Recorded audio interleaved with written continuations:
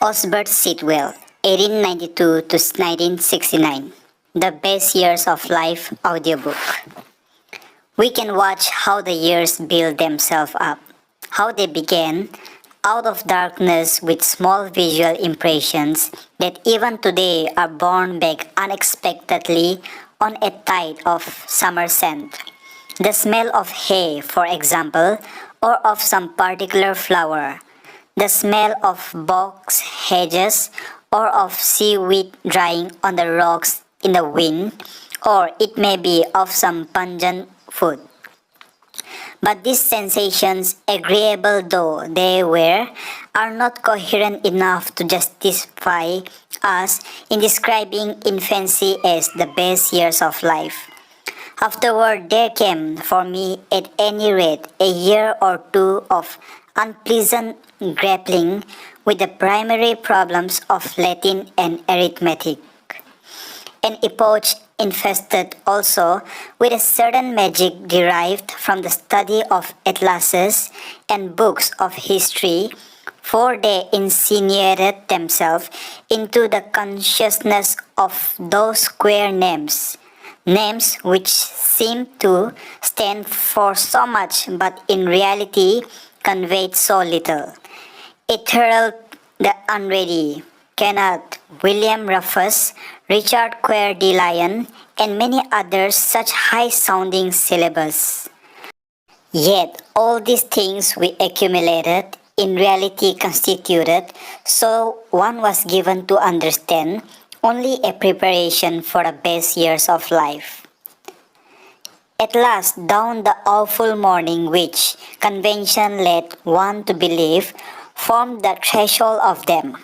School to me had always been an intimidating prospect, and I shall never forget the sensation of gratitude that I experienced toward the only person who, in advance, told me the truth about it.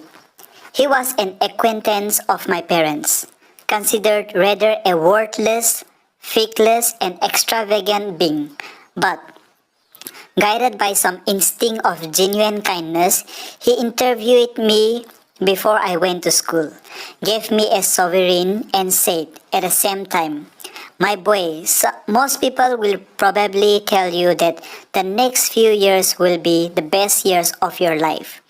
But don't you believe a word of it. They will be perfectly horrible and a dreadful waste of time. You must never expect to know a moment's happiness until you grow up." This information was at any rate encouraging and of use, for had I really went to school, believed that it was the best that existence could offer, the blackness of despair which engulfed me would have been even darker. Several years of life at a private school followed, and then I moved to Eton, with its beauty, ineptitude, and snobbishness, and from there proceeded to my army tutor. These last months were, rather unexpectedly for one of my temperament, enjoyable.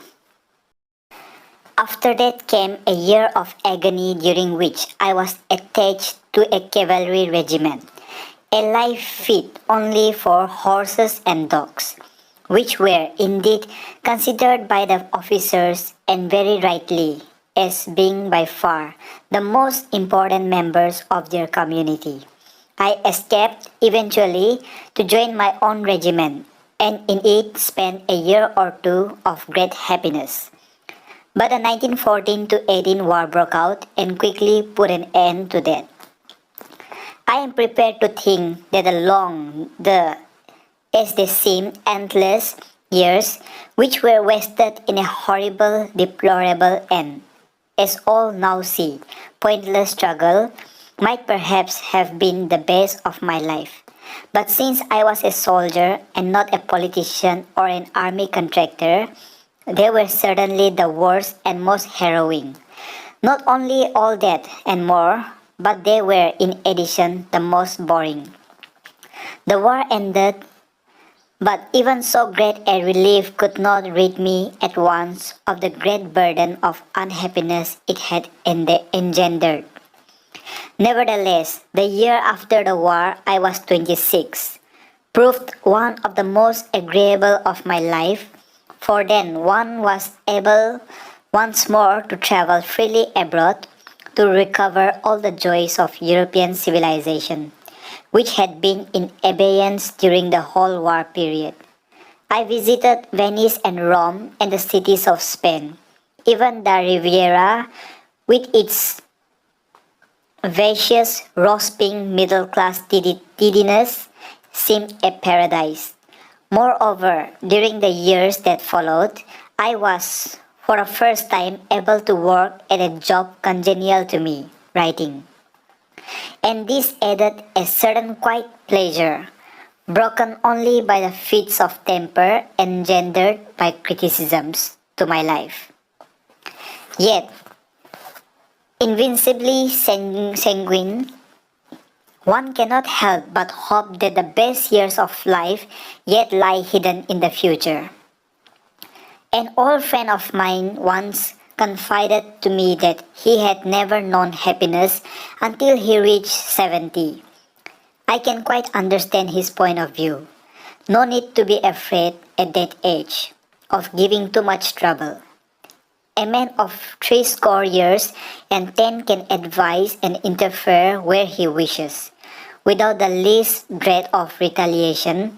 He is too old to be worried, but not too old to worry other people. If by that time a successful author, he will have become automatically a grand old man. Everyone will laugh at anything serious, the GOM says, since there is his reputation for wit to be considered, and will be serious when he says anything funny, because deference must be paid to sagacity as much as to wit. Moreover, a grand old man can speak without being answered back. He can talk when he wants to and be quiet when he wants to, and his silence will be considered no less pregnant than his utterance. Would not this be the best years of life? About the author. Born in London on 6 December 1892, Osbert Sitwell was raised in Derbyshire and educated at Eton. During the First World War, he served as an officer in the Grenadier Guards in France from 1914 to 1917, which left him with an intense hatred of war. Known as a poet, novelist, essayist, and critic, Sitwell has to his credit his well-known 5-volume autobiography, Left Hand, Right Hand, 1945 to 50, comprising Left Hand, Right Hand, The Scarlet Tree, Great Morning, Laughter in the Next Room, and Noble Essences.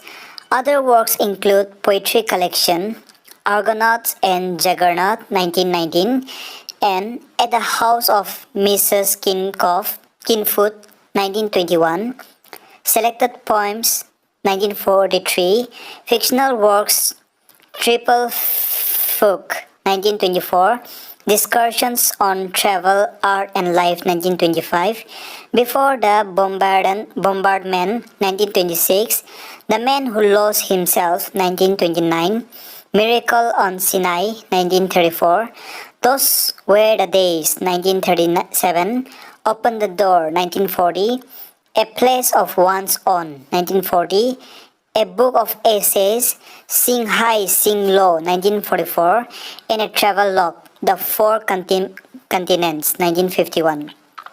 His poetry is light and satiric, being pacifist in tone. He is lucid and graceful in his style, and his writing is replete with observations of life.